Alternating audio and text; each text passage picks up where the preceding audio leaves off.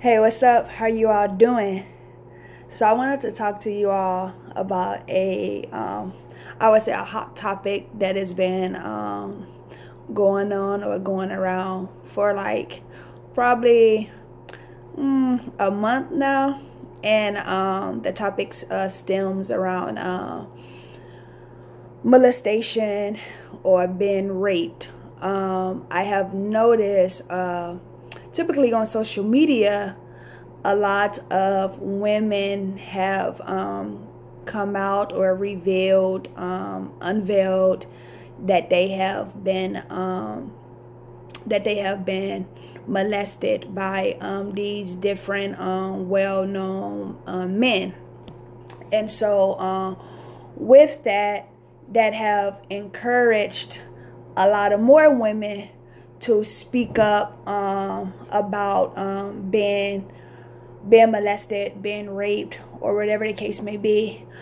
I myself, was molested for 3 years. It started when I was 6 years old, and it ended when I was 9. I was molested by my mother's one of my mother's boyfriends, my stepfather. But that's not exactly what I want to talk about. It will stem around that, but I want to put a little twist on that, and I want to talk about the process, the steps of forgiving, your perpetrator, forgiving the person who have molested you. And not all the times, I have learned that not all the times it is men who is molesting women, but there have been cases that I have heard from different people that it have been women who have molested young boys, or women who molested young girls, or men who have molested men. So this is a world, I would say, an epidemic. It's not just a male on female, but it can be male on male, female on male, or female on female. And for those of us who have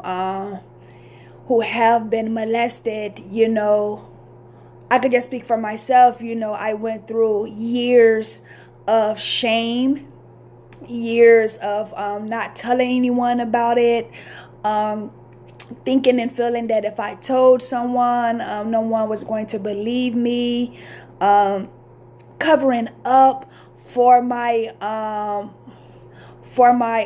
the guy who molested me, believing that it was my fault, believing that I asked for it, all this crazy stuff. And so what happened to me is that when I got older, it really messed me up psychologically about love, sexuality,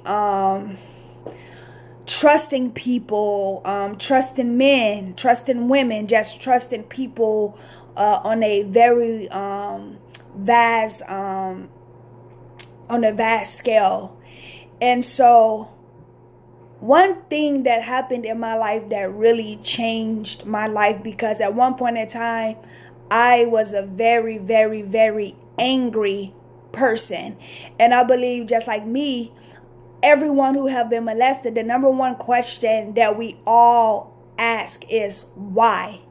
It's like, why did you do that to me? If it was your stepdad, why did you do that? If it was your cousin, why did you do that? Uncle, why did you do that? Papa, why did you do that? Mom's best friend, why did you do that? Is that why? We want to know why the person did what they did to us. Why did you mess me up? Why did you touch me that way? Why didn't you stop when I said stop? It's so many questions, but the number one question that I believe that many other people ask is the question, why? Why?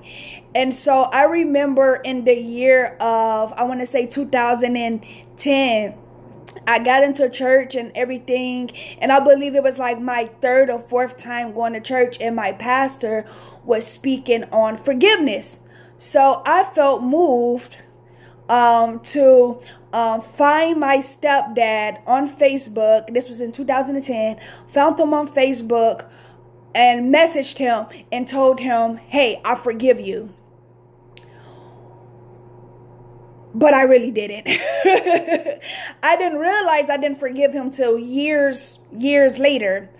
I told him I forgave him out of an act of, hey, you go to church, they tell you that you have to forgive, if you want God to forgive you, then you have to forgive those who have hurt you, and so on and so on. But I realized that when I wrote him and said, hey, I forgive you, I left everything as if. I never acknowledged what was done. I never faced what was done. For me, and I believe for many other people, when things like that happen to us, it's easy to push it back. It's easy to push back the experience. It's easy to push back the pain. It's easy to push back the hurt. We never want to revisit it. So when I wrote my stepfather on Facebook, I said, hey, I forgive you, and left it as that. But I want to say in the year of, so we're in the year 2018. I want to say in the year of 2016, I had to revisit it again. And I remember talking to myself and writing, and I was realizing, I done talked about this to people and it still wasn't helping me. I was still angry. I then wrote about it, and I was still angry, but I had to come to the place and say, okay, Mercedes, why are you still angry? You said you forgave him, and then the question came, what do you forgive him for? What happened? And for so long, I never really wanted to admit it to myself. See, I was able to talk to other people about it. Like, yeah, okay, this is what happened, in a sense of just telling them a story. But when it came to me to really sit down and face it within, I didn't, I haven't came to that place. I didn't come to that place until I had to ask myself, you told him that you forgave him, which many of us do. It's easy for us to be like, I forgive you. As long as we don't have to talk about it, as long as, like I said, as long as we never have to talk about it, I'm good. I forgive you. You forgive me. Let's move on. But I realized that, it was hard for me to move on because I didn't put it on the table. And so I remember going back to Facebook, finding him again, and being honest. I told him, I said, hey, I know years ago I told you that I forgave you, but the reality of it is that I didn't. And I had to be honest with him. I said, I hated you. For so long, I hated you. I hated you because I didn't understand why you molested me. I didn't understand why you felt like it was okay to have sex with me. I didn't understand why you thought it was okay to manipulate me to thinking that what you was doing was love. In that moment, I had to really break down everything. This is why I am upset with you. This is why I hated you. And once I was able to put all that on the table, I had to put it on the table for him, and I had to put it on the table for myself. And once I was able to do that, then I said, but I want to let you know that I forgive you. I forgive you. And once again, once I said I forgive you, let me let you know why I forgive you. I forgive you because of this. I forgive you because of that. I forgive you because of this. But also, I want to let you know that I also forgive myself. And since I forgive you, and since I now forgive myself, I am releasing myself from the bondage. I'm releasing myself from the stronghold. I'm releasing myself from the soul tie. Many of us don't understand or don't believe that when we are molested or when we are raped or whatever the case may be, it creates a soul tie. So we become emotionally, sexually, spiritually, all that, mentally connected to the person who have molested us. And so for some of us, we defend our perpetrator, we defend them, we cover up for them, because there's a soul tie that is connected. And so I had to say, I'm breaking this soul tie that was created, and after this, I'm letting this go. And now I want you to forgive yourself. And when he responded, it was the most, it messed me up. It messed me up in a way that it pushed me to a place to not only truly forgive him, but to really pray for him. When he responded, he said, I am so sorry for what I did to you. He said, you was my daughter. I took you in as my child. He said, every day it haunts me every day to know what I have done to you. And then he went on to say, and though I was the adult in the situation, he said, mentally and emotionally, I was a child just like you. And I really thought what I was doing to you was love. And he said, could you really please forgive me? He said, I'm sorry. And, he asked me to pray for him. I said, okay, yeah, sure. But when I got that message, it melted.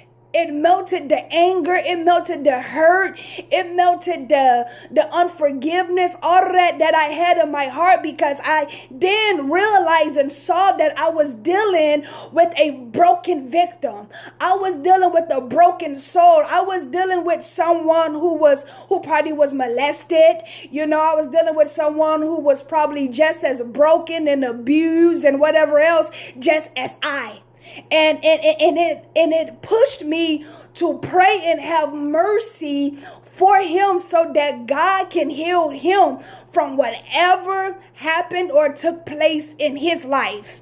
And I realized, so what really happened was he did unto me what was done unto him, and the person that probably did it to him, it was done to them. And it's generational of abuse, generational. This is, it's an epidemic of mental illness. It's an epidemic of being abused. It's an epidemic of traumatic experience that we grow through. And what happens to us, we tend to do it onto other people.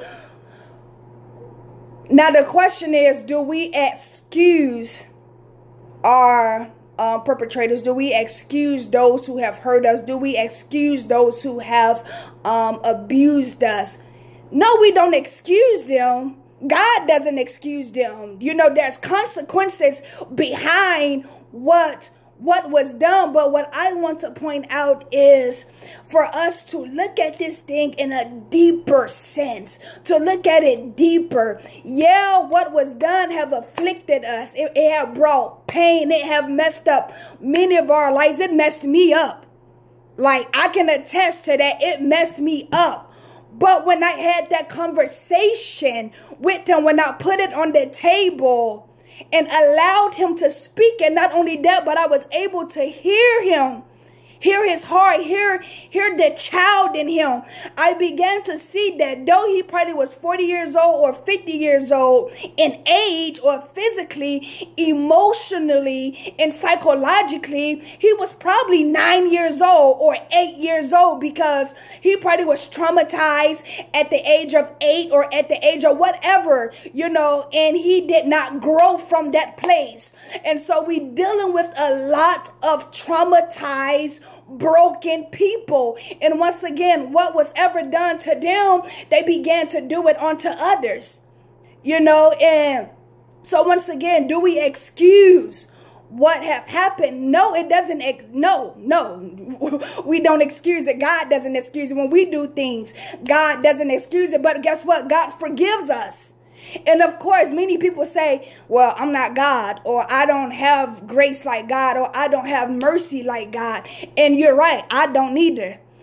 But what we can do is learn to look at it on a way deeper and a bigger scale, and learn to forgive and learn to really pray. And I know it sounds crazy. I know it's like, yo, well, I'm hurt and this happened, and you know, I wasn't just molested by one person. I was, you know, molested by tons of people. Yo, my stepdad wasn't the first one, and he wasn't the last one. Okay? So I understand. But what helped me was forgiving. What helped me was to look at things on a deeper span, and realizing that, yo, we all are a victim to being abused. We all are a victim of being hurt, of being abandoned, being rejected, of being something. We all are victims of it. We all are. My story, like I always say, my story may be different from your story. Your story may be different from mine, but I guarantee you that if we all sat down and talked, we all would find something in common. And the commonality of it is that we all have been through something. We all have been through something. I guarantee you, the person that probably abused you, whether it was sexual abuse, physical abuse, mental abuse, whatever, I guarantee you that if you sat down and talked to them, they probably was abused in some way, or watched it, or it went on in their house. You know, so it's like, I learned that before I forgave my stepdad, I lived in a place of torment. It was a mental and it was an emotional torment. The Bible speaks about, you know, unforgiveness. The Bible says that, you know, unforgiveness is like a tormentor.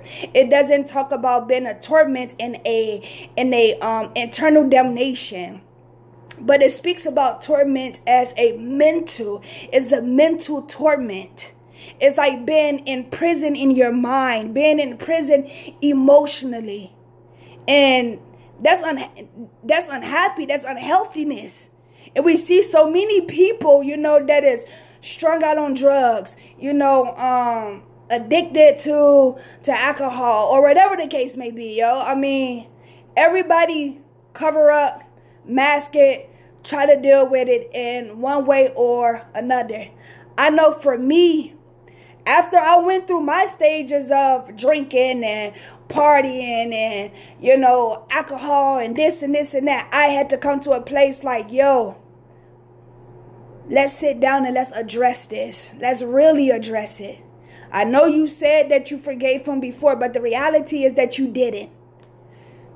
The reality is that you said, yo, I forgave you, but talk about it. I don't care if he don't want to talk about it, but put it on the table. Make him look at it. Both of y'all look at it together.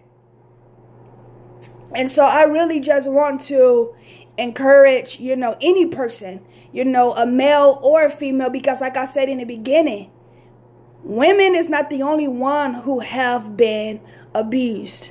Yeah, it is more known or widely known for women to speak about it, but I have spoke to so many men. And let me tell you, all of them ain't gay. All of them ain't homosexuals. Some of the thugs have been molested, and their way to deal with it and to fight for their masculinity is to what? Is to go out on the streets, or go out and mess with as many women as they can. Or there are some that is on drugs. There are some that is alcoholics. It's not just homosexual men that has been sexually abused. I have met them. I have talked to them. Many men, just as well as women. We all deal with this thing. And if it's not that, we all deal with something. And if we cannot look deeper into it, be able to look deeper into it. And you don't forgive necessarily for the person, but that will be good to forgive them, to release them. To release them. Because just as much as you probably be hurting about it, struggling about it, I guarantee you that they dealing with it as well. They're hurt just as well. They're psychologically messed up. They're probably more messed up than you are. Honestly, because we all are victims to some type of abuse. So we can't keep walking around with this, this victim mentality. Victim mentality. All of us. And once again, it doesn't excuse it. And I'm not saying, what you've been through, what you've been through doesn't matter, because it does. But what I'm saying is for you to be able to move on in life. Even if it's a step by step, if it's a process, if it's a day by day, hour by hour, minute by minute, begin to confront that thing. Confront it. Don't allow it to continue to steal your life from you. Don't allow it to continue to steal your joy from you. Don't allow it to do that. It don't have that power over you unless you give it power. We are a lot stronger than we tend to be. And we are a lot stronger together. Now, when I speak about forgiveness, it doesn't mean that I'm saying, forgive the person and y'all talk every day. No, I'm not saying that, but forgive them. Forgive them, because you're dealing with a person who's mentally ill. You're dealing with a person who's been broken, who's dealing with a person who once again, whatever they done to you is probably was done to them. They don't know no better, so you pray for them. You don't pray for them from a place of bitterness, but you pray for them. Literally pray for them, because they are just as messed up. And with the love of God and the compassion and the grace of God, He will give you that to truly pray for that person. Because they need prayer just like you do, just like me, and just like everyone else. So once again, you don't forgive them necessarily for them, but you forgive them for you, for your freedom, for your joy, for your peace of mind.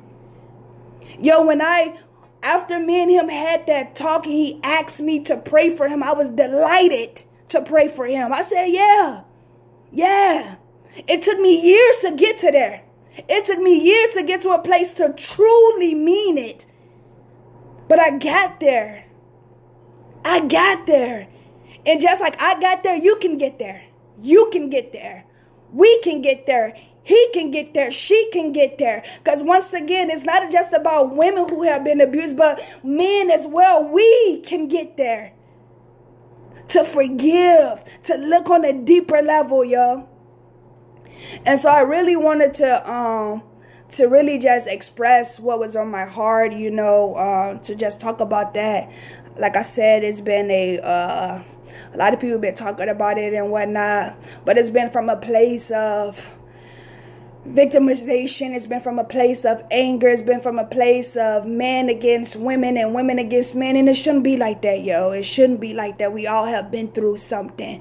It shouldn't be division. It shouldn't be man against woman and woman against man. It should not be like that. My name is Mercedes Johnson. I'm the author of HerStory, Breaking Through Darkness.